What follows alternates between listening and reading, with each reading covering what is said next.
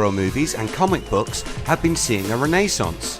The popularity of movies from Marvel and DC has surged. They have been bringing in big bucks at the box office. Marvel's Infinity War trailer almost broke the internet. Fans sharing the trailer and speculating on what could happen. So in this video, we look at superheroes, and more specifically, superpowers. We ask the question if there are any real-life superpowered individuals out there. Is there any fact behind the fiction? We are going to look at 3 types of superpower. Physical powers. Are there Hulk-like people out there in the world? Mental abilities, like those shown by X-Men leader and mentor Professor X. And finally, technological enhancement. Can we become the next Iron Man or Batman? So let's get into it. Superheroes like Superman show amazing strength, and it's a staple ability for the majority of superheroes out there. But what about normal humans? What is the limit of our strength? Throughout history, mankind has obsessed over physical strength. Legends like Hercules and Samson making strength a measure of masculinity. This then leading to competition, like the ancient Olympic Games, where wrestling was used to find the strongest man alive. This has carried on through the ages, and in modern times we have seen international competitions like the World's Strongest Man. This is where the likes of Ed Cohen and Andy Bolton and Bill Kazmaier made their names, taking part in mixed events which test their ability to lift and move huge weight. They may not be to the level of Superman, but compared to the average man on the street, it is impressive.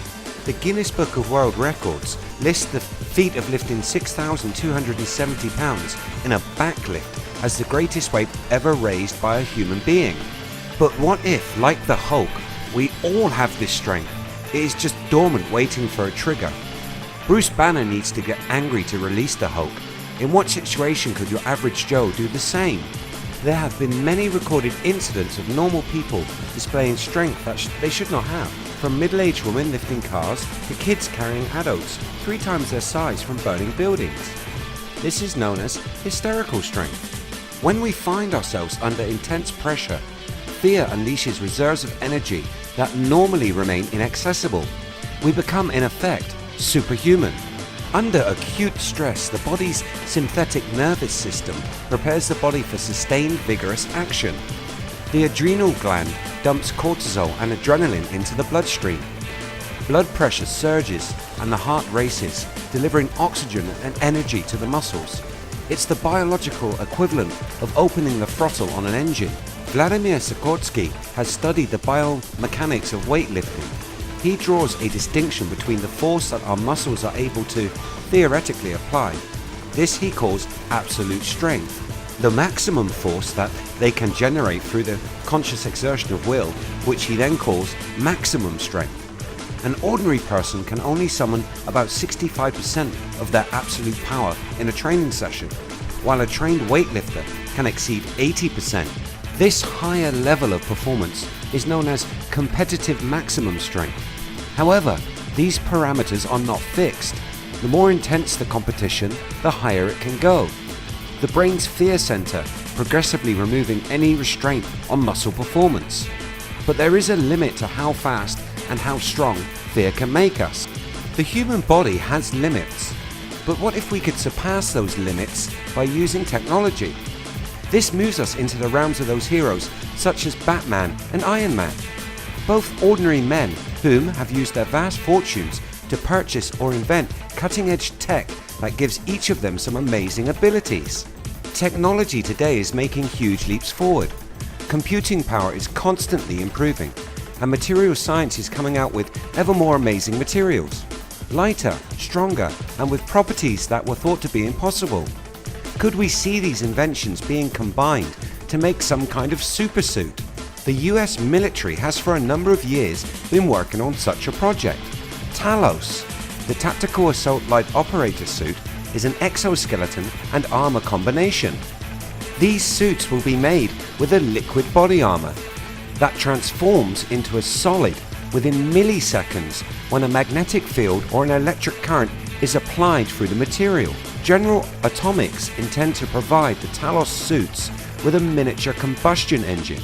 This technology will rely on the liquid piston's X engine, which employs the high-efficiency hybrid cycle.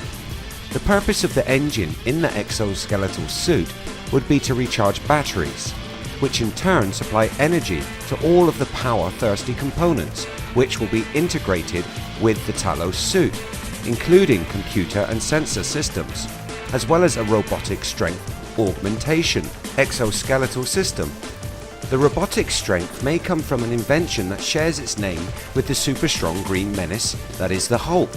Hulk, Human Universal Load Carrier by Exobionics and Lockheed Martin. This device, a metal framework with high-powered motors, surrounds the wearer, giving them the ability to lift huge weights with very little physical output from the body.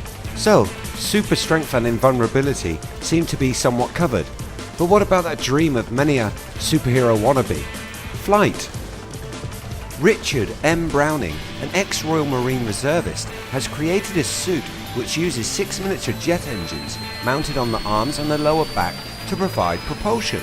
He has successfully flown this suit, and it is claimed to have the capability of flying at several hundred miles per hour and at thousands of feet. So it looks like Iron Man would be happy, but what about Batman? As we all know, the Bat has an obsession. All his tech must be Bat themed, and of course, come in black. Let's take our new power armor and give it a coat of Vanta Black. What's Vanta Black? Only the blackest material on planet Earth. The spray-on form is capable of blocking 99.8% of infrared, ultraviolet and visible light. Maker Surrey Nanosystems announced in 2016 that they had enhanced the blackness of Vanta Black to such a degree that no spectrometer can ascertain the quantum of light it absorbs. Vanta Black is not paint, but a special coating developed from an amalgam of carbon nanotubes, measuring 20 nanometers each. It is a densely packed cluster of millions of tiny nanotubes.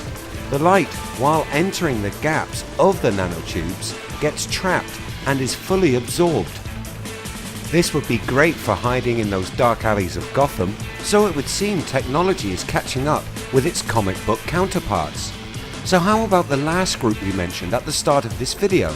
Those with mental powers. We have already taken a look at telepathy in another video. See the link above. So let's focus on telekinesis. Telekinesis is an umbrella term for any ability that involves using the mind to influence, manipulate, move matter or objects. There have been a few people whom are said to have displayed this power, although demonstrations are highly contested by skeptics, probably the most famous being Uri Geller. Geller has publicly demonstrated feats of psychokinesis.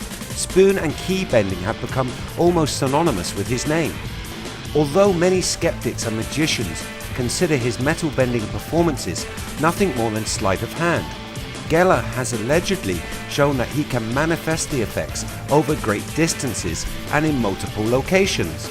On a British radio show in 1973, after demonstrating key bending to the astonishment of the host, Geller invited the listening audience to participate. Just minutes later, phone calls began pouring into the radio station from listeners all over the UK, reporting that knives, forks and spoons, keys and nails all began to bend and twist spontaneously. Watches and clocks that had not run for years began to work. It was an event whose success surprised even Geller and thrust him into the spotlight. What many don't know is that the showman's supposed powers were used by the US government. Declassified documents in 1973 show he was tested for clairvoyance or telepathic abilities. Geller was part of a Stargate program, a CIA program aimed at weaponizing psychics, using gifted people for remote viewing and building an army of psychic warriors. These remote viewers asked to gather information on far away targets using only their minds. When asked about this, Geller claims it to be the tip of the iceberg of what he had been asked to do by the CIA, Mossad and other intelligence agencies. If Geller's powers are real, let's make sure he's kept away from the technology we mentioned earlier. The combination of his abilities and that technology could end up creating a real-life Doctor Doom. What do you think?